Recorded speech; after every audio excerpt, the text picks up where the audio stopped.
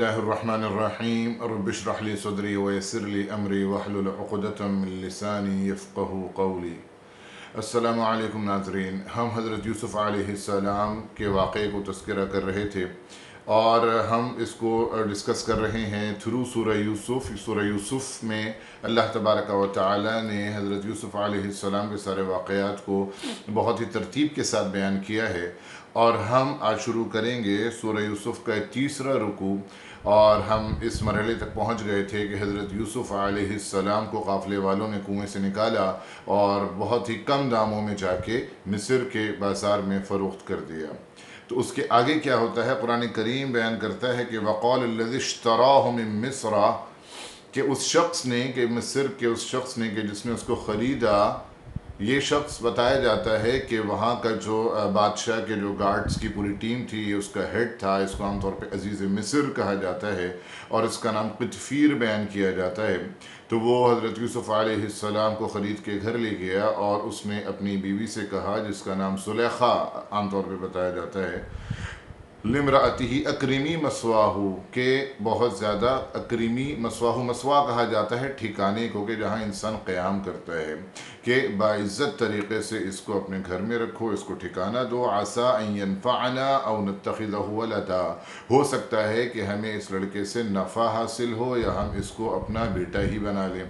یہ بہت سمجھدار شخص تھا اور اس نے حضرت یوسف علیہ السلام کو دیکھتے ہی اس بات کا اندازہ لگا لیا تھا کہ یہ بہت ہی کسی اعلیٰ خاندان کا چشم و چراغ ہے، اور یہ پتہ نہیں کہاں سے اس لڑکے کو پکڑ لائے ہیں اور انہوں نے آ کے فروخت کر دیا۔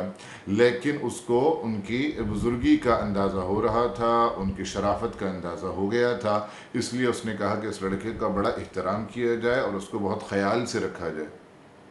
اور یہ جو کہا اس نے کہ ہم اس کو اپنا بیٹا ہی بنا لیں، شاید اس کی وجہ یہ تھی کہ ان کے ہاں کوئی اولاد نہیں تھی، تو ظاہر ہے کہ انہیں اس بات کی خواہش ہوگی، اور اگر یہ لڑکا ہمیں بہت زیادہ ہمارے لیے اچھا ثابت ہوا تو ہو سکتا ہے آگے چل کے ہم اسے اپنا بیٹا ہی بنا لیں۔ تو اللہ تبارک و تعالیٰ فرماتے ہیں وَكَذَلِكَ مَكَّنَّا لِيُوسُفَ فِي الْأَرْضِ، اس طرح ہم نے حضرت یوسف علیہ السلام کو مکان دیا، ٹھکانہ دیا زمین میں۔ کہاں تو حضرت یوسف علیہ السلام کو کنویں میں پھینک کے چلے گئے تھے، اور کہاں حضرت یوسف علیہ السلام اس وقت عزیز مصر کے عالی شان گھر میں ہیں، اور انہیں وہاں پہ عزت اور احترام سے جگہ مل گئی، اور ان کو ساری سہولیات اور فیسلٹیز اللہ تبارک و تعالی نے عنایت فرما دی۔ وَلَنُعَلِّمُهُم مِّن تَأْوِيلِ الْأَحَادِيثِ، اور اللہ تبارک و تعالی فرماتے ہیں کہ ہم نے یوسف کو سکھانا تھا تعویل احادیث کا۔ احادیث یہاں پہ خوابوں کو کہا جا رہا ہے، یعنی تعبیر خواب کا علم خصوصاً اور علوم نبوت کے ساتھ اللہ تبارک و تعالی نے حضرت یوسف علیہ السلام کو دینا تھا، تو اس کا تذکرہ ہے۔ اللہ فرماتے ہیں بہت کام کی بات کہ واللہ غالب علی امرہ ولکن اکثر الناس لا یعلمون، اللہ تبارک و تعالی غالب ہے ہر معاملے میں۔ اللہ تبارک و تعالی جیسا جو کرنا چاہتا ہے وہ اسی طرح ہو کے رہتا ہے۔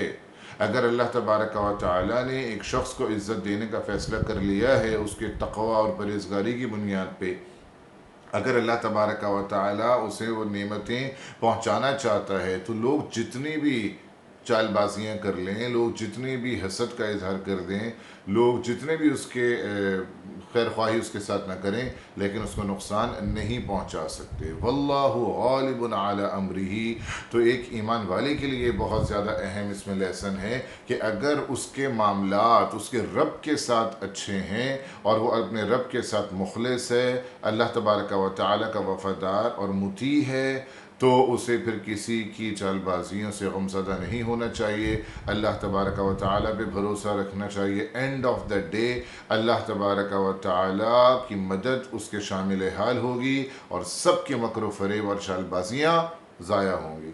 انسان کو صبر کی ضرورت ہوتی ہے، اور اللہ کے ساتھ اپنے تعلق کو استوار رکھنے کی ضرورت ہوتی ہے۔ پھر اللہ تبارک و تعالی فرماتے ہیں وَلَمَّا بَلَغَ أَشُدَّهُ آتَيْنَاهُ حُكْمًا وَعِلْمًا، اور جب وہ پہنچے اپنی طاقت کو، عام طور پہ جو نبوت ملی ہے انبیاء کو وہ 40 سال کی عمر میں ملی ہے.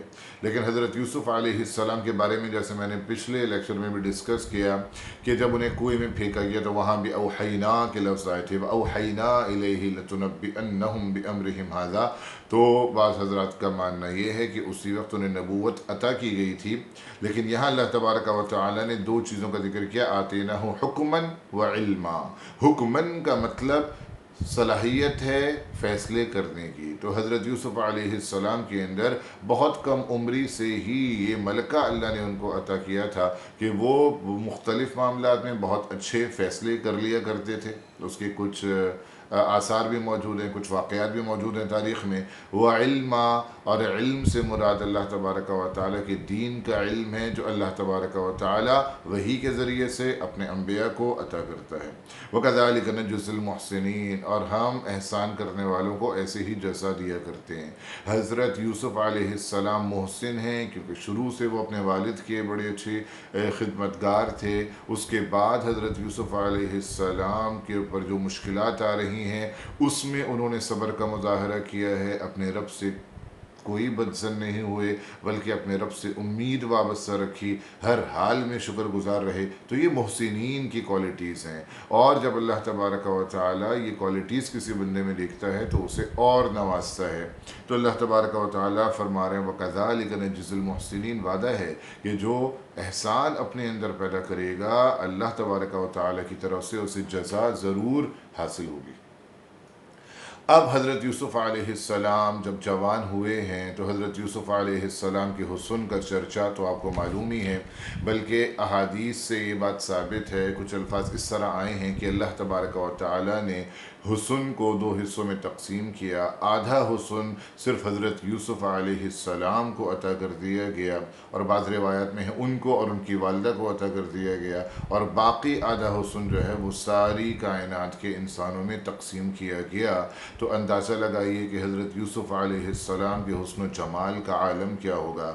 تو حضرت یوسف علیہ السلام عزیز مصر کے یہاں ہی پلے بڑے جوان ہوئے، اور حسن و جمال آپ کے اوپر انتہا کا تھا. تو آپ کا حسن و جمال جو ہے وہ ایک آزمائش کا سبب بن گیا. عزیز مصر کی جو بیوی تھی اس نے حضرت یوسف علیہ السلام کو اپنی طرف مائل کرنے کی کوشش کی، اور اس کا تذکرہ اللہ تبارک و تعالی نے ان آیتوں میں کیا. وَرَاوَدَتْهُ الَّتِي، راودہ کا مطلب پھسلانا، مائل کرنا، کسی کو کسی بات کی طرف اٹریکٹ کرنا ہوتا ہے. الَّتِي هُوَ فِي بَيْتِهَا، جس کے گھر میں آپ تھے تو اس نے آپ کو اپنی طرف مائل کرنے کی کوشش کی.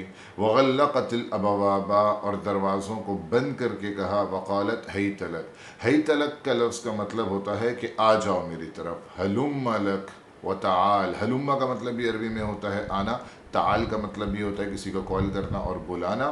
تو ہیت لک انہی الفاظ سے بنایا گیا ہے، اور اس کا مطلب ہے کہ آؤ. گناہ کی طرف اس نے دعوت دی. حضرت یوسف علیہ السلام کا کتنی بڑی آزمائش ہے کہ حضرت یوسف علیہ السلام عین شباب کی حالت میں ہیں. حضرت یوسف علیہ السلام کو ایک انتہائی معزز گھرانے کی عورت دعوت گناہ دے رہی ہے. آس پاس دیکھنے والا کوئی بھی نہیں ہے، لیکن اس کے باوجود حضرت یوسف علیہ السلام نے جس ثابت قدمی کا مظاہرہ کیا اور اپنے آپ کو گناہوں سے بچایا، یہ ایک بہت بڑی مثال اور بہت بڑا لیسن ہے سارے انسانوں کے لیے کہ انہیں کس طرح اتنے نازک حالات میں بھی کہ جب وہ بالکل گناہ کے قریب پہنچ جائیں پھر بھی ثابت قدمی کا مظاہرہ کریں، پلٹ آئیں اور گناہ میں انوالو نہ ہوں. چاہے حالات، چاہے ماحول جتنا بھی گناہ کی طرف اٹریکٹ کرنے والا ہو، انہیں اپنے قدم مضبوط رکھنے چاہیے ایمان پہ اور تقوی پہ. تو حضرت یوسف علیہ السلام نے جن باتوں کا تذکرہ کیا وہ 3 باتیں انہوں نے کہیں کہ قال معاذ اللہ، میں اللہ تبارک و تعالی کی پناہ میں آتا ہوں. دیکھیں ہم گناہوں سے نہیں بچ سکتے جب تک کہ اللہ تبارک و تعالی کی پناہ حاصل نہ ہو. ہمیں سورہ فلق اور سورہ ناس میں کیا سکھایا گیا؟ قل اعوذ برب الناس ملک الناس الہ الناس من شر الوسواس الخناس. میں پناہ میں آتا ہوں اللہ تبارک و تعالی کی من شر الوسواس الخناس، شیطان کی وسوسوں سے۔ تو جب تک ہم اللہ تبارک و تعالی کی پناہ نہیں مانگیں گے، ہم خود سے ان ایول کا، ان برائیوں کا، شیطان کا، ٹیمپٹیشنز کا، ایول ڈیزائرز کا مقابلہ نہیں کر سکتے۔ تو پہلا سبق یہ کہ جہاں انسان کو یہ محسوس ہو کہ برائی اسے اپنی طرف کھینچ رہی ہے، شیطان اس کے اوپر حملہ آور ہو رہا ہے، تو اسے فوراً اعوذ باللہ من الشیطان الرجیم یا ایسے ملتے جلتے الفاظ کہہ کر اللہ تبارک و تعالی کی پناہ حاصل کرنا چاہیے۔ دوسری بات حضرت یوسف علیہ السلام نے کہی کہ انہ ربی احسن مثوایا، مطلب حضرت یوسف علیہ السلام اب اسے اللہ تبارک و تعالیٰ کی تقوی کی تو کیا تعلیم دیتے، کیونکہ وہ تو بت پرست عورت تھی اور اللہ تبارک و تعالیٰ کو نہ پہچانتی ہے، نہ اس سے اس کا کوئی تعلق ہے، تو وہ بات کرنا تو حضرت یوسف علیہ السلام کو اس وقت مناسب نہیں لگا۔ آپ نے جو بات کی وہ اپنے مالک کا ذکر کیا، عزیز مصر کا ذکر کیا کہ عزیز مصر کے اتنے احسانات ہیں میرے اوپر، اس نے مجھے اتنے عزت اور احترام سے اپنے یہاں رکھا، زندگی کی ساری سہولیات دیں، اور آج میں اس کے ساتھ یہ بددیانتی کروں کہ اسی کی بیوی کے ساتھ اس گناہ میں مبتلا ہو جاؤں۔ تو یہ حضرت یوسف علیہ السلام نے اس کو بھی یاد دلایا ہے کہ اتنے اچھے انسان کے ساتھ اس طریقے سے بے وفائی کرنا کہاں سے مناسب ہے۔ حضرت یوسف علیہ السلام تو اس کے صرف غلام تھے، وہ اس کے ساتھ اتنے وفادار ہیں، اس کی بھلائیوں کا جو اس نے حضرت یوسف علیہ السلام کے ساتھ کی ہیں۔ زلیخا تو بیوی تھی اس کی، اس کو تو اور زیادہ وفادار ہونا چاہیے تھا اپنے شوہر کے ساتھ۔ تو یہ انداز تھا حضرت یوسف علیہ السلام کا اسے ہوش میں لانے کا کہ کس کے ساتھ بے وفائی کر رہی ہو۔ انہ ربی احسن مثوایا، تو رب کا مطلب یہاں پر عزیز مصر ہے۔ رب کا مطلب عام طور پہ تو ہم اردو والے تو جب بات کرتے ہیں رب تو ظاہر اللہ تبارک و تعالی ہی کا مطلب ہوتا ہے، لیکن عربی زبان میں رب بہت سے مفاہیم میں استعمال ہوتا ہے۔ رب مالک کو بھی کہا جاتا، تو غلام کا جو مالک ہوتا ہے، جو اس کا تربیت کرنے والا ہوتا ہے، اس کو بھی وہ رب کہہ دیتے ہیں۔ جہاں پہ انسان جاب کر رہا ہوتا ہے، اس کا جو باس ہوتا ہے سم ٹائم، اسے بھی وہ رب کا لفظ استعمال کر لیا جاتا ہے۔ تو یہاں پہ رب وہ عزیز مصر کو کہہ رہے ہیں۔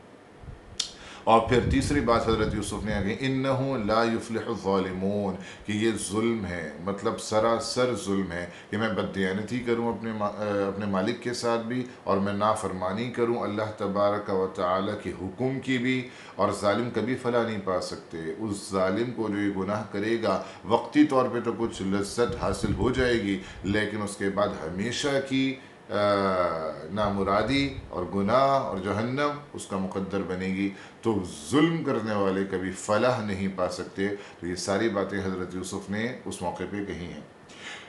پھر قرآن بتاتا ہے کہ وَلَقَدْ هَمَّتْ بِهِ وَهَمَّ بِهَا، ارادہ کیا اس نے حضرت یوسف علیہ السلام کا، وَهَمَّ بِهَا، اور حضرت یوسف علیہ السلام نے ارادہ کیا اس سے بچنے کا۔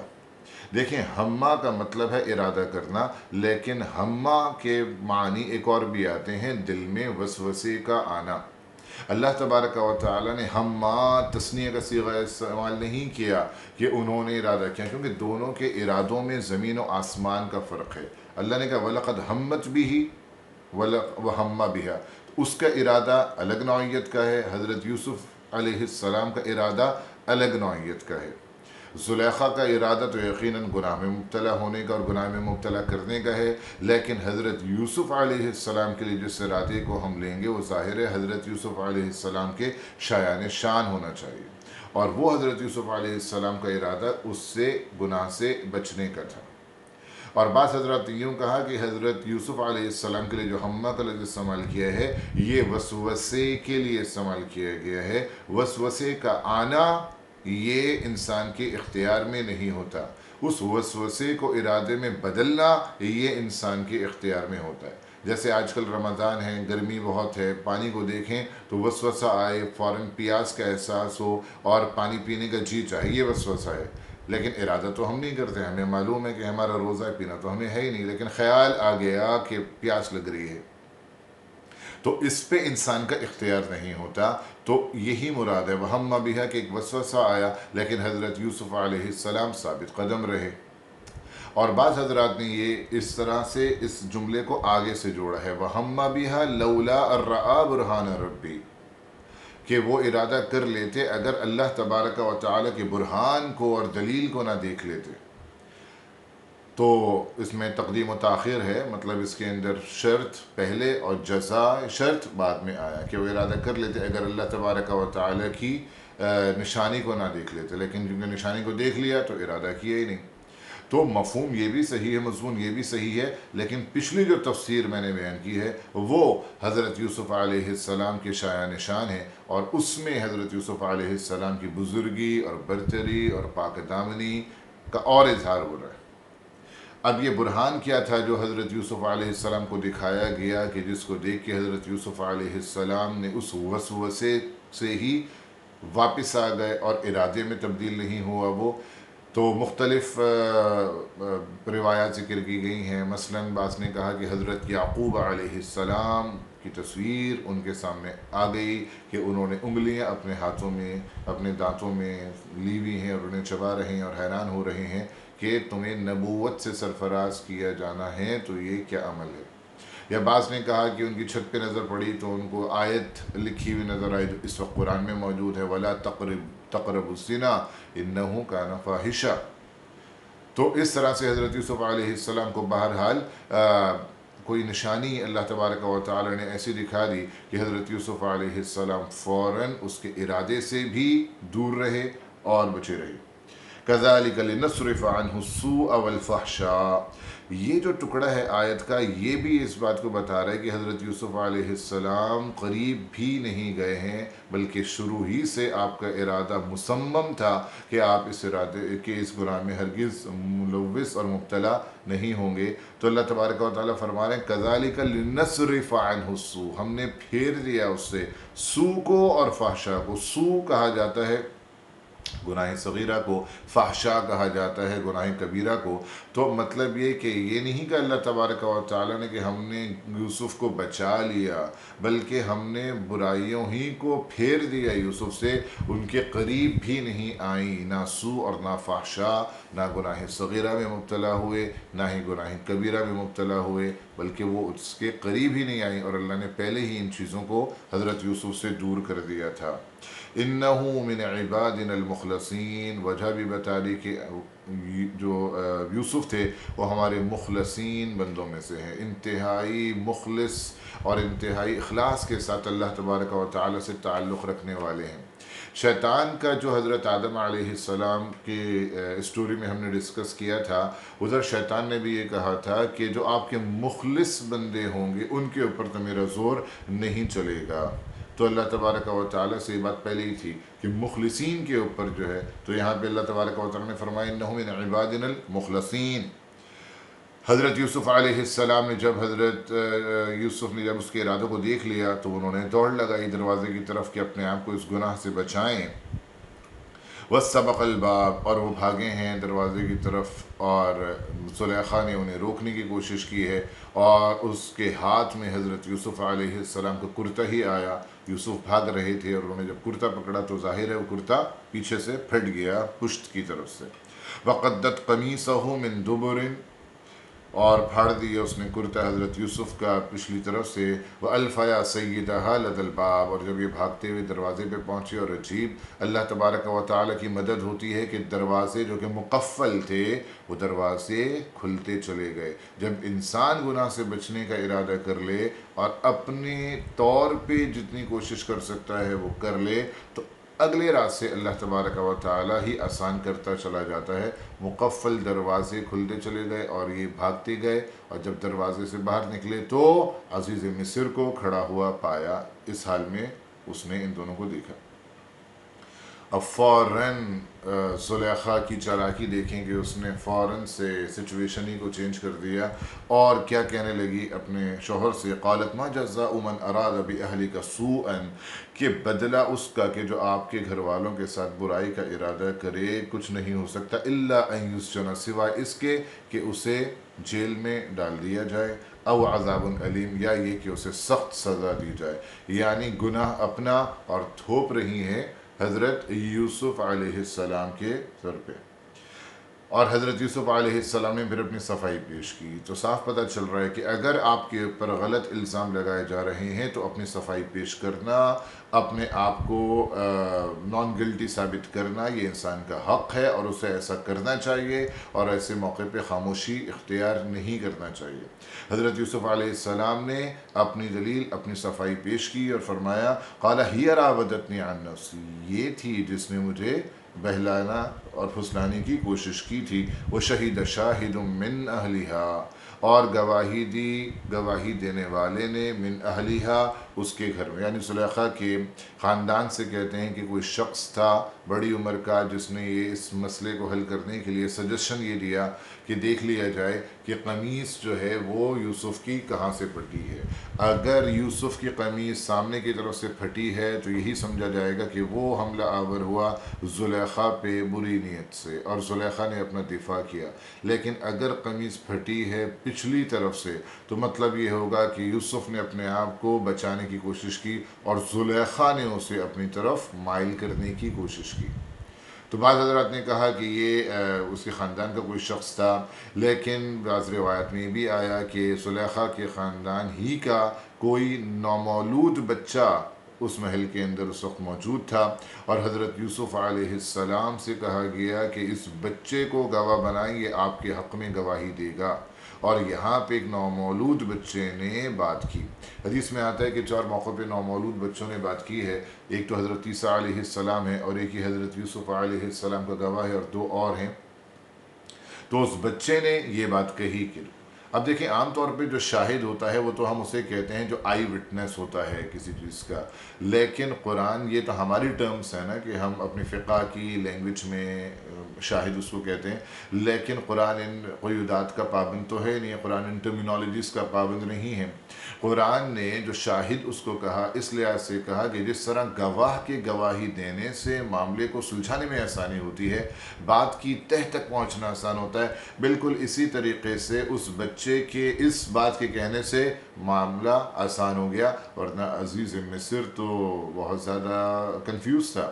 ایک طرف اس کی بیوی ہے اور دوسری طرف حضرت یوسف ہیں کہ یوسف سے بھی اس کو بے انتہا محبت تھی، اور یوسف علیہ السلام کی ذہانت، پاک دامنی، تقوی، ان سب سے وہ اچھی طرح واقف تھا، تو وہ تو ایکسٹریملی ہی واز کنفیوزڈ۔ تو یہاں پہ اس مسئلے کو سالو کرنے کے لیے یہ بات آئی۔ تو اس کے بعد کہتے ہیں کہ وَإِن كَانَ فَلَمَّا رَأَىٰ قَمِيصَهُ، کہ جب انہوں نے دیکھا عزیز مصر نے ان کی قمیص کو قُدَّ مِن دُبُرٍ، کہ وہ پیچھے کی طرف سے پھٹی ہوئی ہے، تو قَالَ إِنَّهُ مِن كَيْدِكُنَّ، تو وہ سمجھ گیا اور اس نے کہا زلیخا سے کہ تمہاری چال بازیوں میں سے ہے، تمہاری چالاکیوں میں سے ہے، إِنَّ كَيْدَكُنَّ عَظِيمٌ، اور تم عورتوں کی جو چال بازیاں ہوتی ہیں وہ بہت زیادہ ہی گہری ہوتی ہیں، خطرناک ہوتی ہیں۔ ایک حدیث کے مطابق حضور اکرم صلی اللہ علیہ وسلم نے فرمایا کہ شیطان کی چال بازی بھی عورتوں کی چال بازیوں سے زیادہ کم ہوتی ہے، کیونکہ قرآن کریم میں ایک جگہ سورہ نساء میں اللہ تبارک و تعالی نے فرمایا کہ اِنَّ کَیْدَ الشَّیْطَانِ ضَعِیفٌ، کہ شیطان کی جو چال ہے وہ کمزور ہے، اور یہاں پہ کہا گیا اِنَّ کَیْدَکُنَّ عَظِیم، تمہاری جو چال بازیاں ہیں وہ بہت زیادہ ہیں۔ لیکن ظاہر ہے کہ یہ ان عورتوں کی بات ہے جو اس طریقے کے گناہوں میں مبتلا ہوں اور لوگوں کو اپنی طرف مائل کرتی ہوں چال بازیوں سے، چالاکیوں سے۔ ادروائز یہ کوئی جنرلی قرآن نے عورتوں کی صفت بیان نہیں کی ہے، بلکہ بعض مومنات کو تو اللہ تبارک و تعالی نے الغافلات کہا، ان کی معصومیت کی تعریف کی ہے، ان الذین یرمون المحصنات الغافلات، جیسے سورہ نور کے اندر آیا ہے۔ لیکن بعض عورتیں بہت زیادہ چالاک ہوتی ہیں اور ان کی چال بازی بہت زیادہ خطرناک ہوتی ہے۔ تو یوسف اعرض عن ھذا، اب مسئلہ یہ ہے کہ اگر یہ بات آؤٹ ہوتی ہے اور یہ بات اگر پبلک ہوتی ہے تو عزیز مصر کے کیریئر پہ تو اور ساکھ پہ تو بہت برا اثر پڑے گا، کیونکہ وہ انتہائی ایک نوبل پوزیشن کے اوپر ہے، ہیڈ آف جو جتنے بھی گارڈ سے کنگ کے اس کا ہیڈ اس کو بتایا جاتا ہے، اور بادشاہ کے بعد اس کو کافی زیادہ اختیارات حاصل تھے اور اس کی بڑی اہمیت تھی۔ اب اس کے گھر والوں کے بارے میں یہ بات کا چرچا اگر ہوگا تو ظاہر ہے کہ اس کی پولیٹیکل کیریئر پہ بھی اثر پڑے گا، اس کی پوزیشن پہ، اس کی ساتھ پہ اثر پڑے گا۔ تو اس نے حضرت یوسف علیہ السلام سے یہ ریکویسٹ کی کہ اعرض عن ھذا، کہ اس بات کو تم نظر انداز کر دو، اس بات کا کسی سے تذکرہ مت کرو۔ वस्तग़फ़िरी लिज़ंबिकी, और अपनी बीवी से कहा कि तुम माफ़ी मांगो। ज़ाहिर है कि खुदा का तसव्वुर नहीं था, तो ये इस्तिग़फ़ार वो नहीं है कि अल्लाह तबारक व तआला से माफ़ी मांगना, बल्कि किससे माफ़ी मांगो, या तो शौहर से माफ़ी मांगो या फिर हज़रत यूसुफ़ अलैहिस्सलाम से, मतलब होगा कि उनसे माफ़ी मांगो कि तुमने उनको गुनाह की तरफ माइल भी किया और बाद में उनके ऊपर इतना बड़ा इल्ज़ाम भी लगाया। इन्नकी कुन्ती मिनल ख़ातिईन, गलती साबित हो गई कि तुम्हारी ही है। तो उसके बाद अब ये बात ज़ाहिर है कि जब पब्लिक में फैल गई और अज़ीज़ मिस्र के जो कॉलीग्स थे, दूसरे अफसरान थे, उनकी बीवियों तक भी ये बात पहुंच गई, तो वो ज़ुलेखा के बारे में बातें करने लगी। ऐसी बातें छुपती नहीं हैं, लीक हो जाती हैं और जंगल की आग की तरह फैल जाती हैं। तो फिर वो बात उन तक पहुंच गई। अब उन्होंने यूँ ज़ुलेखा के बारे में बात करना शुरू कर दी और अल्लाह तबारक व तआला ने इसको कैद भी कहा है। फलम्मा समिअत, बल्कि मकर का लफ्ज़ आया, फलम्मा समिअत बिमक्रिहिन्ना। देखिए, अगर किसी शख्स के बारे में अगर आपको कोई बात पता चलती है, उसकी किसी वीकनेस का पता चलता है, तो उसको लेके उसको डिग्रेड करना, उसके बारे में बातें करना, उसका मजाक उड़ाना, ज़ाहिर है कि मकर के ज़ुमरे में ही आएगा। उसी को अल्लाह तबारक तआला ने ज़िक्र किया। वक़ाल निस्वतुन फ़िल मदीनति इम्रअतुल अज़ीज़ तुराविदु फ़ताहा अन नफ़्सिही क़द शग़फ़हा हुब्बा। तो औरतों ने कहा शहर की कि अज़ीज़ मिस्र की बीवी को क्या हो गया कि वो अपने ग़ुलाम पे फ़िदा है। देखिए, जब ये ग़ुलाम होता है, कम उम्र होता है, तो ग़ुलाम का लफ्ज़ इस्तेमाल किया जाता है, लेकिन जब वो ग़ुलाम जवान हो जाता है तो फिर फ़ता का लफ्ज़ इस्तेमाल किया जाता है, और अगर लड़की हो तो फ़तात का लफ्ज़ इस्तेमाल किया जाता है। तो यहाँ पे हज़रत यूसुफ़ अलैहिस्सलाम को फ़ता कहा क्योंकि वो जवानी को पहुँच चुके थे। तो उन्हें हैरत इस बात के ऊपर हो रही है कि इतनी बाइज़्ज़त घराने से उसका ताल्लुक़ है, अज़ीज़ मिस्र की बीवी है, तो अपने ग़ुलाम के ऊपर फ़रीफ्ता होना, ये बात समझ से बाहर है कि उसकी मोहब्बत में ही कैसे गिरफ़्तार हो गई। इन्ना लनराहा फ़ी ज़लालिम मुबीन, हम तो देख रहे हैं कि ज़ुलेखा खुली गलती पर है। फ़लम्मा समिअत बिमक्रिहिन्ना, जब उसने इनकी इन बातों को सुना, अरसलत इलैहिन्ना, तो उसने समझा कि इनको अंदाज़ा ही नहीं है यूसुफ़ अलैहिस्सलाम के हुस्न व जमाल का, इसीलिए ये मेरा मजाक उड़ा रही हैं या मुझे बेवकूफ़ समझ रही हैं। तो ज़ुलेखा ने सोचा कि इनको भी दिखा दिया जाए कि यूसुफ़ अलैहिस्सलाम क्या हैं। तो अरसलत इलैहिन, उसने उनको दावत पे बुला लिया। अअतदत लहुन्ना मुत्तका, और उनके बैठने का, उनकी सिटिंग अरेंजमेंट किया। व आतत कुल्ल वाहिदतिन मिनहुन्ना सिक्कीना, और उनमें से हर एक को उसने चाकू पकड़ा दिया, यानी खाने पीने का सामान रखा। कुछ उसमें फिल तराशने के होंगे तो उसके लिए चाकू का इंतज़ाम था।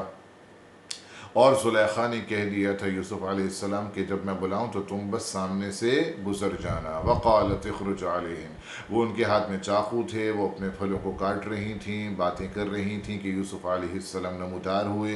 यूसुफ़ अलैहिस्सलाम को कुछ पता नहीं है कि क्या मामला हो रहा है और किस लिए उनको बुलाया जा रहा है। वो ज़ाहिर हो गए। फ़लम्मा रअयनहु अकबरनहु व क़त्तअन अयदियहुन, तो जब उनकी नज़र पड़ी है यूसुफ़ अलैहिस्सलाम के हुस्न जमाल पे, अकबर ना हो, तो इंतहाई मुतासर हुए। अकबर ना हो, किसी चीज़ से मबहूत हो जाना, मुतासर हो जाना, उसको कहा जाता है।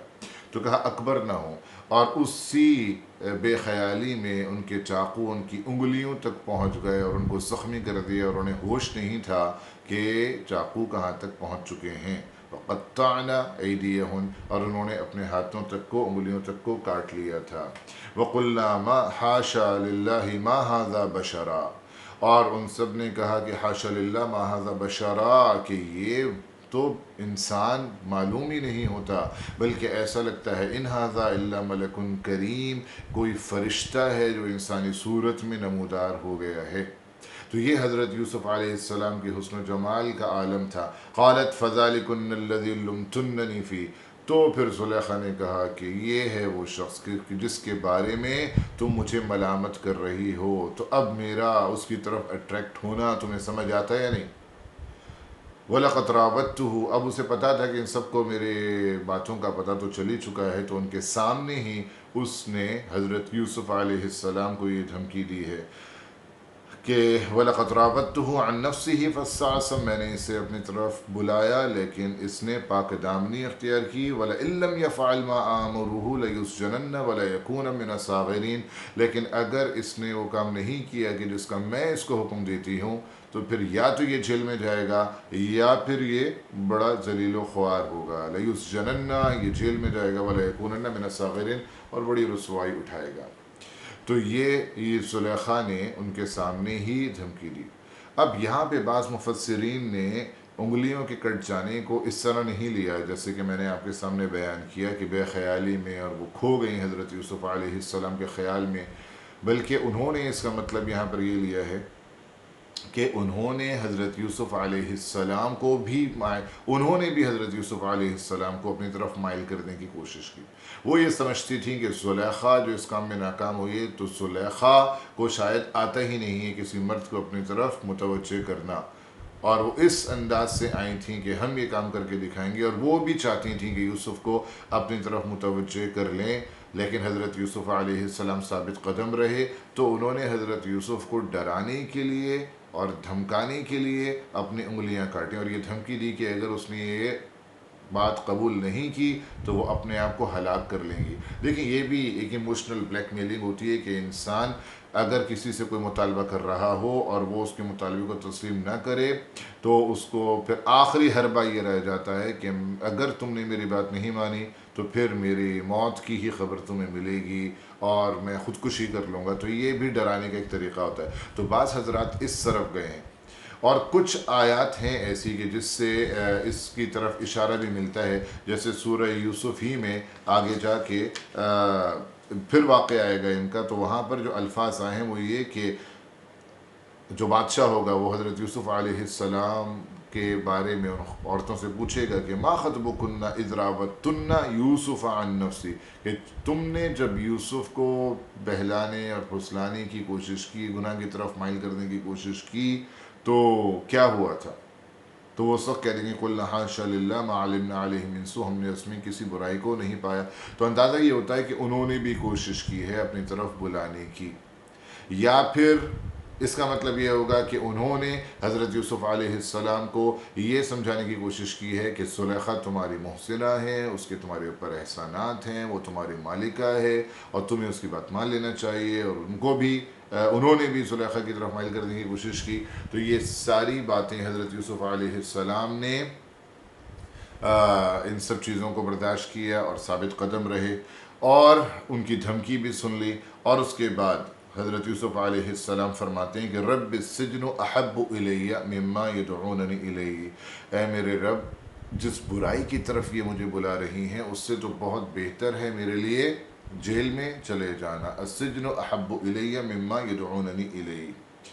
اب یہاں پہ مفسرین نے لکھا ہے کہ حدیث کے حوالے سے کہ حضرت یوسف علیہ السلام نے خود جیل کی دعا کر دی کہ جیل میرے لیے محبوب ہے، مجھے جیل میں جانا پسند ہے اس گناہ سے بچنے کے لیے، کیونکہ عزیز مصر کے گھر میں رہتے ہوئے زلیخا کے حربوں سے بچنا تو ان کے لیے ظاہر ہے کہ مشکل ہو گیا وہاں پہ رہنا. تو انہوں نے کہا میرے لیے جیل بہتر ہے. تو لیکن تعلیم یہ دی گئی ہے، اور اسی وجہ سے پھر حضرت یوسف علیہ السلام کو جیل میں جانا پڑا اور کئی سال وہاں پہ رہے بھی.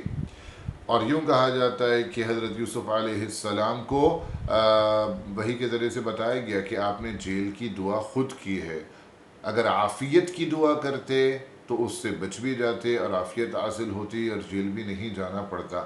اس لیے حضور اکرم صلی اللہ علیہ وسلم کی بہت سی احادیث مبارکہ ہیں جس میں حضور اکرم صلی اللہ علیہ وسلم نے عافیت کی دعا مانگنا سکھائی ہے.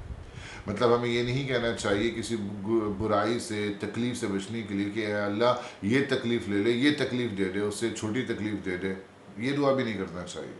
ایک شخص کو آپ نے دیکھا کہ یا اللہ مجھے صبر عطا فرما، صبر کی توفیق عطا فرما. بھائی صبر تو بلا کے اوپر ہوتا ہے، صبر مانگ رہے سے مطلب بلا بھی آئے گی اس کے ساتھ، اسی پہ تو صبر کرو گے. تو اس کو منع فرمایا کہ یہ دعا صحیح نہیں ہے. اگر ایک چیز حاصل ہو گئی تو اس کے اوپر صبر تو کرنا ہے، لیکن اچھی بھلی عافیت میں آپ ہیں اور پھر صبر کی دعائیں کر رہے ہیں تو یہ تو بلا کو دعوت دینے کی بات ہوئی. اس لیے حضور اکرم صلی اللہ علیہ وسلم نے عافیت مانگنا سکھایا ہے۔ آپ کے چچا عباس رضی اللہ تعالی عنہ نے بھی آپ سے پوچھا کہ مجھے کیا دعا مانگنا چاہیے، تو آپ نے کہا عافیت مانگیں، دنیا کی بھی اور آخرت کی بھی۔ اور ہم دعا کرتے ہیں اللہم انا نسألک العفو والعافیت والمعافاة الدائمة فی الدین والدنیا والآخرہ۔ تو یہ دعا مانگنی چاہیے۔ بہرحال حضرت یوسف علیہ السلام نے چونکہ جیل کو محبوب کہا اس وقت، تو اللہ تبارک و تعالیٰ کی طرف سے فیصلہ ہوا کہ وہ کچھ عرصے کے لیے جیل جائیں۔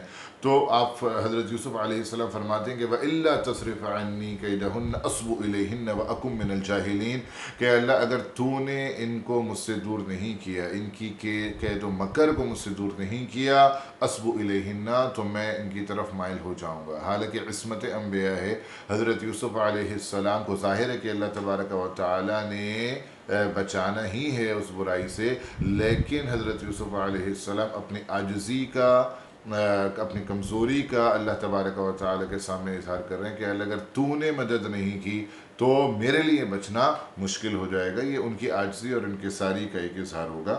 وَأَكُن مِّنَ الْجَاهِلِينَ اور میں ہو جاؤں گا جاہلوں میں سے۔ مطلب کیا ہوا کہ جب بھی انسان گناہ کرتا ہے اس کا سبب جہالت ہے۔ اگر انسان کو نور علم حاصل ہے، اسے علم حاصل ہے اور اس کے دل میں اس علم کا نور موجود ہے، تو وہ گناہ کی طرف مائل نہیں ہوگا اور گناہ سے بچ جائے گا۔ تو گناہ بیس کرتا ہے جہالت پر، اور اگر علم ہوتا ہے تو پھر وہاں پہ گناہ نہیں ہوتا۔ فاستجاب له ربه فصرف عنه كيدهن اللہ تبارک و تعالی نے ان کی دعا کو قبول کیا اور ان کی مکر کو حضرت یوسف سے دور کر دیا۔ انه هو السمیع العلیم اللہ تبارک و تعالی سمیع ہے، یعنی ہر انسان کی جب وہ دعا کرتا ہے اس کو سنتا ہے، علیم اور اس کو کس انداز سے قبول کرنا ہے، کس طرح اس کو بچانا ہے، اس سے بھی خوب باخبر ہے اور اس کا علم رکھتا ہے۔ اب عزیز مصر کا جو ڈسکشن ہوا ہوگا اس معاملے پہ کہ اس معاملے میں کیا کیا جائے، کیونکہ یہ بات لیک تو ہوئی ہے اور لوگ اس کے بارے میں باتیں کر رہے ہیں، تو اگر حضرت یوسف علیہ السلام ظاہر ہے کہ اوپن رہیں گے تو لوگ کریدیں گے ان کو، بار بار سے اس بارے میں سوال کریں گے، اور ہو سکتا ہے کہ یوسف کسی لمحے کچھ ایسے الفاظ ادا کر دیں جس سے زلیخا کا مجرم ہونا کھل جائے سب کے اوپر، تو اس سے بہت زیادہ ذلت کا سامنا کرنا پڑ جائے گا۔ لہٰذا انہوں نے بہتر یہ سمجھا کہ حضرت یوسف علیہ السلام کو کچھ عرصے کے لیے جیل بھیج دیا جائے۔ اس سے فائدہ یہ ہوگا کہ ایک تو زلیخا جو یوسف کی دیوانی ہوئی ہے وہ بھی اس سے دور ہو جائیں گے، اور وہ بھی ان کے اس محبت کی میں جو گرفتار ہے اس سے باہر آئے گی۔ دوسری بات یہ کہ یوسف تک جب لوگوں کا ایکسیس ہی نہیں ہوگا تو ظاہر ہے کہ اس بات کا کھلنا اور حقیقت کا سامنے آنا وہ تقریباً ناممکن ہو جائے گا۔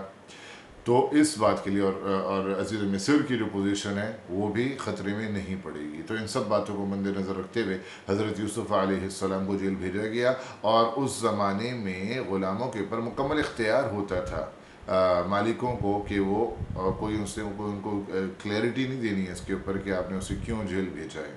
اور جب یوسف علیہ السلام کو جیل بھیجا جائے گا تو زیادہ تر لوگوں کے مائنڈ میں کیا آئے گا، شاید یوسف ہی کی کوئی مسٹیک ہوگی، کوئی غلطی ہوگی کہ جس کی وجہ سے اسے جیل بھیجا گیا ہے، تو لوگوں کا دھیان اس طرف منتقل ہو جائے گا، نہ کہ زلیخا کی طرف یہ دھیان منتقل ہوگا۔ تو اس کو اللہ تبارک و تعالی نے فرمایا کہ ثم بدا لهم من بعد ما رأوا الآیات کہ جب انہوں نے نشانیاں دیکھ لیں اور سمجھ گئے کہ قصور زلیخا کا ہے تو ان کو یہ بات ظاہر ہوئی اور انہوں کی سمجھ میں یہ بات آئی کہ لَيَسْجُنُنَّهُ حَتَّى حِينٍ کہ ایک مدت تک، ایک عرصے کے لیے یوسف کو جیل میں بھیج دیا جائے۔ تو یہاں تک حضرت یوسف علیہ السلام کی اب دوسری آزمائش شروع ہو چکی ہے۔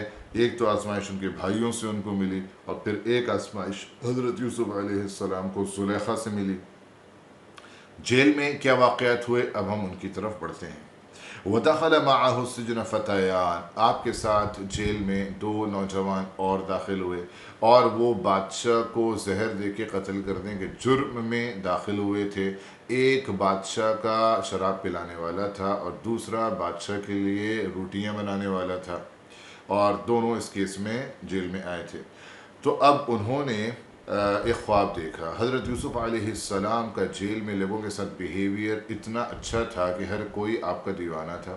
حضرت یوسف علیہ السلام ان میں سے جو کوئی بیمار ہوتا اس کی تیمارداری کر رہے ہیں، جو کوئی بہت زیادہ ڈپریشن میں جا رہا ہے آپ اس کو انکریج کرتے ہیں، آپ اس کی دلجوئی کرتے ہیں، آپ ہر بندے کے ساتھ بہت زیادہ اچھے اخلاق سے پیش آتے ہیں، راتوں کو آپ عبادت کرتے ہیں، ان کو صفائی اور ستھرائی کے طریقے سکھاتے ہیں۔ تو ان سب باتوں نے بڑا متاثر کیا تھا۔ حالانکہ جیل میں تو کرمنلز ہوتے ہیں، کس طرح کے اخلاق کے لوگ ہوں گے، لیکن انبیاء کا کردار اتنا مضبوط، اتنا متاثر کن اور انفلوئنشل ہوتا ہے کہ وہ لوگ بھی حضرت یوسف علیہ السلام کے دیوانے ہو گئے تھے۔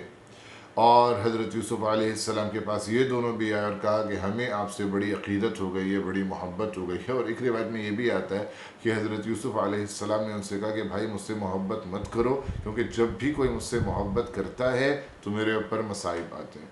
میرے باپ یعقوب نے مجھ سے محبت کی تو میرے بھائی جلس ہو گئے، انہوں نے مجھے مصر بھجوا دیا غلام بنا کے، اور زلیخا کو مجھ سے محبت ہو گئی تو میں جیل میں آج آ گیا ہوں۔ تو مجھ سے محبت نہ ہی کرو، کیونکہ تمہاری محبت مجھے کسی نہ کسی تکلیف کی طرف لے جاتی ہے۔ بہرحال ان لوگوں نے جو خواب دیکھا وہ حضرت یوسف علیہ السلام کے سامنے بیان کیا۔ حضرت عبداللہ بن عباس تو کہتے ہیں کہ انہوں نے خواب دیکھا تھا، لیکن حضرت عبداللہ بن مسعود کا کہنا یہ ہے کہ انہوں نے دیکھا نہیں تھا، بلکہ انہوں نے ایک ایسی خواب گھڑ لیا تھا کہ چلو ان کو آزماتے ہیں، دیکھتے ہیں کہ یہ اس طرح کے خواب کی کیا تعبیر دیتے ہیں۔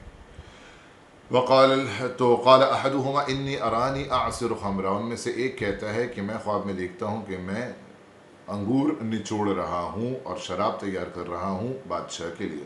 اعصرو نچوڑ رہا ہوں، خمرہ خمر شراب کو کہتے ہیں، لیکن یہ عربی زبان کا اندر یہ بہت زیادہ لٹریچر میں ہوتا ہے کہ جو بعد میں آنے والی چیز ہے اس کو ذکر کر دیا جاتا ہے پہلے۔ ظاہر ہے نچوڑے تو انگور جا رہے ہیں، شراب تو بعد میں بنے گی، لیکن انگوروں کی جگہ شراب کو ذکر کر دیا گیا۔ یہ بھی ایک انداز ہے عربک لٹریچر کا۔ وقال الآخر انی ارانی احمل فوق رأسی خبزا، اور دوسرا کہتا ہے کہ میں نے خواب میں یہ دیکھا کہ ٹوکری میں روٹیاں ہیں میرے سر پہ ہیں، اور پرندے آتے ہیں اور اس میں سے چگ رہے ہیں اور چونچ سے توڑ توڑ کے کھا رہے ہیں۔ نبئنا بتأویلی، ہمیں اس خواب کی تعویل چاہیے۔ انا نراک من المحسنین، اور ہم تو دیکھ رہے ہیں آپ کو کہ آپ بہت ہی زیادہ برگزیدہ، پاکیزہ، عبادت گزار، با اخلاق ہیں، تو آپ ہمیں اس کی تعبیر دے دیں۔ اب انبیاء کا کام کیا ہوتا ہے؟ اصل مقصد دنیا میں مبعوث ہونے کا اللہ تبارک و تعالیٰ کے دین کی طرف لوگوں کو بلانا، تعلیم دینا، تبلیغ کرنا، اور وہ اس کا کوئی موقع بھی ہاتھ سے جانے نہیں دیتے۔ تو حضرت یوسف علیہ السلام نے اس موقع کو پایا، ان لوگ بڑے متوجہ تھے آپ کی طرف، اور حضرت یوسف علیہ السلام نے جو اصل بات وہ چاہتے تھے اس کو ذرا سا مؤخر کر دیا، تھوڑا سا گیپ پیدا کیا۔ اور آپ نے مؤخر اس طرح کیا کہ اب دیکھیں جیل میں جو رہنے والے لوگ ہوتے ہیں ان کے لیے کوئی خاص ایکٹیویٹی تو نہیں ہوتی کہ انسانیت کا شکار ہوتے ہیں، کھانا آئے گا وہ ایک خاص چہل پہل کا تھوڑا سا وقت ہو جائے گا، تو اس تک ڈیلے کر دیا حضرت یوسف علیہ السلام نے کہ اس سے پہلے کہ کھانا آئے اور اس کو پیش کیا جائے، اس سے پہلے میں تمہیں اس خواب کی تعبیر بتا دوں گا۔ اور اس کا مطلب یہ بھی ہو سکتا ہے کہ میں اپنے رب سے اس سلسلے میں کمیونیکیٹ کروں گا، یا میرا رب مجھے اس کے بارے میں علم دے گا، تو تھوڑا انتظار کر لو کھانا آنے تک، بلکہ اس سے پہلے تمہیں اس کے تعبیر مل جائے گی۔ اب گیپ آ گیا ٹائم کا تھوڑا سا بیچ میں، اور وہ آپ کے پاس ہی بیٹھے تھے، تو حضرت یوسف علیہ السلام نے یہاں پہ تبلیغ کی، ان کو اللہ تبارک و تعالیٰ کی طرف دعوت دی۔ پتہ چلا کہ تبلیغ صرف ممبر پہ بیٹھ کے اسٹیج کے اوپر نہیں ہوتی، بلکہ تبلیغ نجی محافل میں بھی ہو سکتی ہے، بلکہ نجی محافل میں زیادہ مؤثر ہوتی ہے، کیونکہ 1-to-1 میٹنگ ہوتی ہے، اور آپ ایک انسان کی نفسیات کے مطابق اس کی کاؤنسلنگ کر سکتے ہیں انڈیویژول بیسس پہ۔ ادروائز تو آپ نے ایک لیکچر دیا، ساری دنیا نے سنا، سب کی اپنی اپنی نفسیات ہے، سب کی اپنی اپنی سوچ ہے، لیکن اس طرح سے 1-2 لوگ آپ کے پاس بیٹھے ہیں اور آپ ان کی تعلیم کریں، یہ زیادہ مؤثر ثابت ہوتی ہے۔ تو حضرت یوسف علیہ السلام نے فرمایا کہ لا یأتیکما طعام، تمہارا کھانا تم تک نہیں آئے گا، ترزقانہ الا نبأتکما، مگر یہ کہ میں تمہیں اس کی تعویل جو ہے بتا دوں گا، قبل ان یأتیکما، اس سے پہلے کہ وہ کھانا آئے، ذالکما مما علمنی ربی، لیکن یہ کوئی جفر کا علم، کوئی نجوم کا علم نہیں ہے، بلکہ یہ علم خاص وہی کا علم ہے۔ اللہ تبارک و تعالی نے مجھے یہ علم اپنی طرف سے عنایت فرمایا ہے۔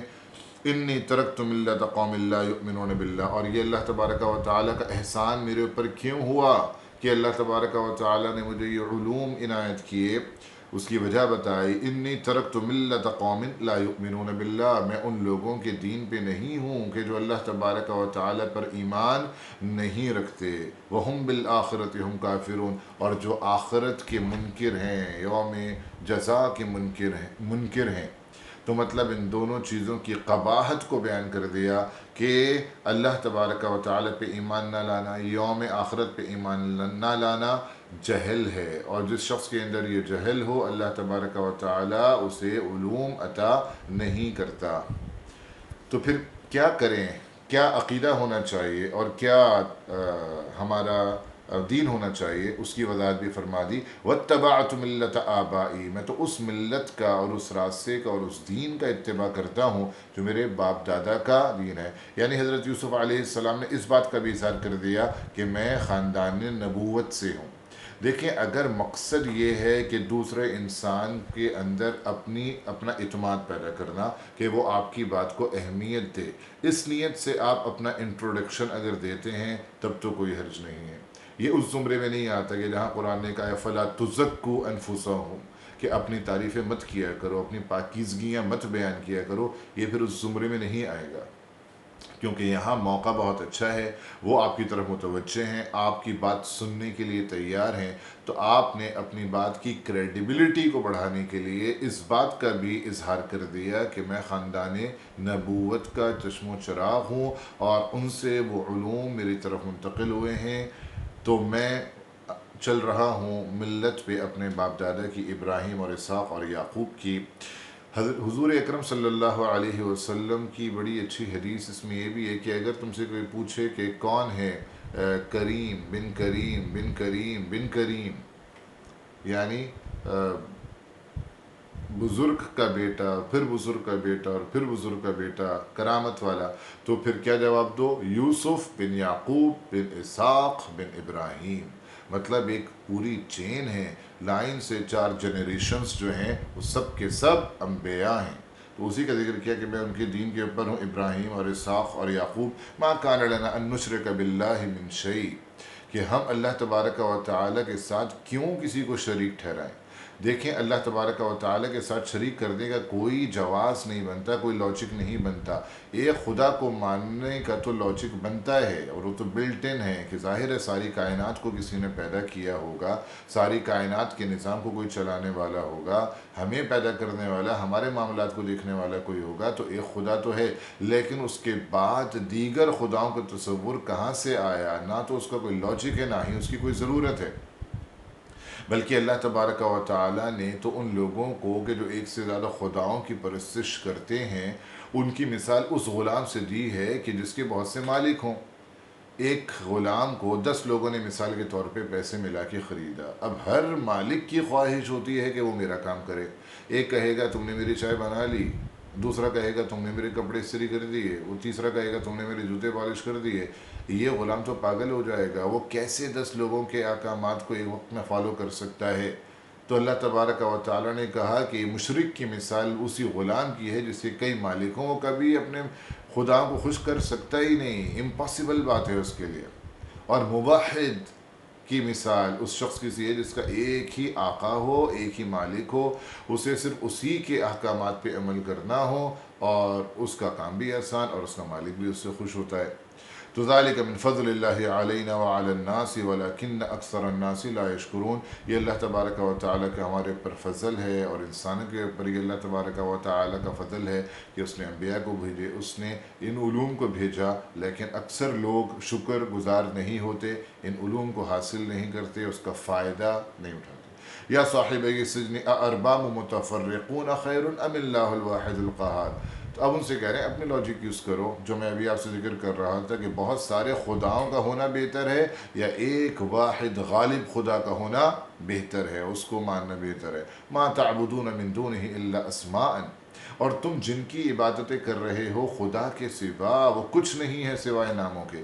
تم نے نام رکھ دیے ہیں مختلف اور ان کو پوج رہے ہو، لیکن ان ناموں کا مسمى تو کوئی ہے ہی نہیں، کوئی وجود ہی نہیں ہے سوائے مٹی اور لکڑی کے ٹکڑوں کے۔ نہ کوئی اختیار ہے، نہ کوئی طاقت ہے، نہ کوئی علم ہے، صرف نام ہیں جن کو پوچھنے میں تم لگے ہو۔ سمیتموہا، نام بھی تم نے خود رکھے ہیں، انتم و آباؤکم، یا تمہارے باپ دادا نے رکھے ہیں، ما انزل اللہ بہا من سلطان، اللہ تبارک و تعالی نے کون سی دلیل اتاری ہے اس بات کی کہ ان کی عبادت کی جائے؟ اللہ کے علاوہ کسی کی عبادت کی کوئی آسمانی دلیل کہیں سے کوئی پیش کر سکتا ہی نہیں ہے۔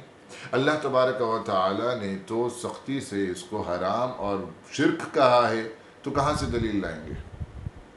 ان الحکم الا للہ، امر اللہ تعبدوا الا ایاہ، ساری حکومتیں اللہ ہی کے لیے ہیں، اور اللہ کا حکم تو یہ ہے کہ صرف اسی کی عبادت کی جائے۔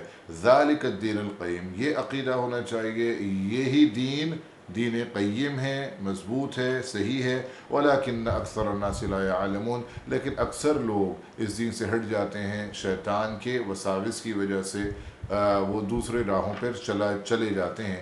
تو یہ انداز تھا حضرت یوسف علیہ السلام کا، اس ٹائم اسپین کو انہوں نے استعمال کیا اور توحید کی دعوت دی، اور یہی ایمان والوں کا کام ہے کہ جہاں موقع ملے لوگوں کو دین کی طرف بلائیں، اور کسی موقع کو ہاتھ سے نہ جانے دیں، لوگوں کو دین کی طرف بلانے کا اور اللہ تبارک و تعالیٰ کی طرف بلانے کا فریضہ انجام دیں۔ اب انہوں نے تعبیر بھی دے دی، اور حضرت یوسف علیہ السلام نے ان سے کہا کہ یا صاحب السجن اما احدکما فیسقی ربہ خمرا، تم میں سے ایک تو ایسا ہوگا کہ جس کو چھٹی مل جائے گی، وہ آزاد ہو جائے گا، اور وہ جا کے بادشاہ کو شراب پلانے پہ معمور ہوگا، اس کی ڈیوٹی ہوگی۔ وَأَمَّا الْآخَرُ، لیکن دوسرا جو ہوگا فَيُسْلَبُ، اسے سولی دے دیا جائے گا، اس کا جرم ثابت ہو جائے گا۔ وَتَأْكُلُ الطَّيْرُ مِنْ رَأْسِهِ، اور جب سولی پہ لٹکا دیا جائے گا تو پرندے آ کے وہ لٹکا چھوڑ دیتے تھے اس لاش کو، اور پرندے آ کے اس کی سر میں سے، اس کی کھوپڑی میں سے کھا رہے ہوں گے اور اس پہ چونچے مار رہے ہوں گے۔ قُضِيَ الْأَمْرُ الَّذِي فِيهِ تَسْتَفْتِيَانِ، اب وہ حضرات عبداللہ بن مسعود نے جیسے کہا کہ یہ تو انہوں نے ایک خواب دیکھا نہیں تھا بلکہ صرف بنایا تھا، تو انہوں نے بعد میں کہا حضرت یوسف سے کہ خواب وغیرہ کچھ نہیں دیکھا تھا، یہ تو ہم نے ایسے ہی اپنی طرف سے بنا دیا تھا۔ تو اس پہ حضرت یوسف نے یہ کہا قُضِيَ الْأَمْرُ، دیکھا تھا یا نہیں دیکھا تھا، جو باتیں تم نے کہیں اس کی تعبیر دے دی گئی، اور اب یہ فیصلہ ہو گیا، اب ایسا ہی ہوگا، اور ایسا ہی ہوا۔ لیکن یہ بات اس میں بتائی گئی کہ حضرت یوسف علیہ السلام نے خاص نہیں کیا کہ کس کے خواب کی کیا تعبیر ہے۔ دو خواب ہیں، یہ دو تعبیریں ہیں، لیکن کس کے خواب کی کون سی تعبیر ہے، یہ حضرت یوسف علیہ السلام نے اس کا اظہار نہیں کیا، تاکہ جس کو سولی پہ چڑھنا ہے وہ زیادہ غمزدہ نہ ہو۔ تو یہ اس کے اندر بھی ایک تعلیم ہے کہ اگر کسی کو خبر دینی ہی ہے اور وہ خبر ظاہر ہے کہ اس کے لیے ایک صدمے کا سبب ہو سکتی ہے، تو حتی الامکان کوشش ایسی کی جائے کہ اس کو کم سے کم صدمہ ہو، اور ایک دم سے اس کو شوق نہ لگے، بلکہ اسے اس سے بچایا جائے۔ اب تو ظاہر ہے کہ اب یہ جب آپ نے ایک تجسس چھوڑ دیا تو اس کے اندر یقین تو حاصل نہیں ہوگا، اور انسان آخری وقت تک امید رکھتا ہے اپنے بچنے کی، تو وہ اس میں رہے گا۔ وَقَالَ لِلَّذِي ظَنَّ أَنَّهُ نَاجٍ مِّنْهُمْ اذْكُرْنِي عِنْدَ رَبِّكَ، اور اس سے کہ جس سے آپ کو امید تھی کہ وہ نجات پا جائے گا اور وہ نکل جائے گا، اس سے آپ نے یہ کہا اذکرنی عند ربک، کہ آپ میرا ذکر بادشاہ سے کریں، میں کتنے سالوں سے اس جیل کے اندر جو ہے بلا قصور، بغیر کسی جرم کے پڑا ہوا ہوں، تو اس کیس کو وہ دیکھیں اور اس کیس کو ری اوپن کریں، اور اس معاملے میں مجھے انصاف ملنا چاہیے، تو جا کے ذکر کر دینا۔ اب یہاں پر بھی حدیث کے اندر یہ بھی بات آتی ہے کہ ویسے تو یہ بات بالکل جائز ہے کہ اگر آپ کسی بندے سے اپنے کسی جائز کام کرانے کے لیے کسی قسم کی مدد طلب کر رہے ہیں تو یہ توکل کے منافی نہیں ہے، لیکن انبیاء کا مقام چونکہ بہت زیادہ ہی عالی ہوتا ہے تو ان کے لیے یہ جائز مدد مانگنا بھی سوٹ نہیں کرتا، اور یہی وجہ ہوئی کہ اللہ تبارک و تعالی، حضرت یوسف کو اس بات کا پھر احساس بھی ہوا کہ میں نے یہ کیا کیا کہ اللہ تبارک و تعالی سے براہ راست مانگنے کے ایک انسان کو کہا کہ جاؤ اور میرا ذکر کرو، اور اس کے نتیجے میں حضرت یوسف علیہ السلام کو مزید کچھ سال جیل میں رہنا پڑا۔ بضع سنین کے الفاظ آئیں فَأَنْسَاهُ الشَّيْطَانُ ذِكْرَ رَبِّهِ، اس شخص کو شیطان نے بھلا دیا۔ شیطان کی طرف نسبت اس لیے کی گئی کہ نیکی کے کاموں سے شیطان ہی ہمیں دور رکھتا ہے اور وہ بھلا دیتا ہے، تو وہ ذکر نہ کر سکا، اس کے ذہن سے یہ بات ہی اتر گئی۔ فَلَبِثَ فِي السِّجْنِ بِضْعَ سِنِينَ، اور حضرت یوسف علیہ السلام کو مزید چند سال جیل میں رہنا پڑا، اور بعض روایت کے مطابق یہ 7 سال تھے، ٹوٹل 12 سال حضرت یوسف علیہ السلام جیل میں رہے ہیں روایت کے مطابق۔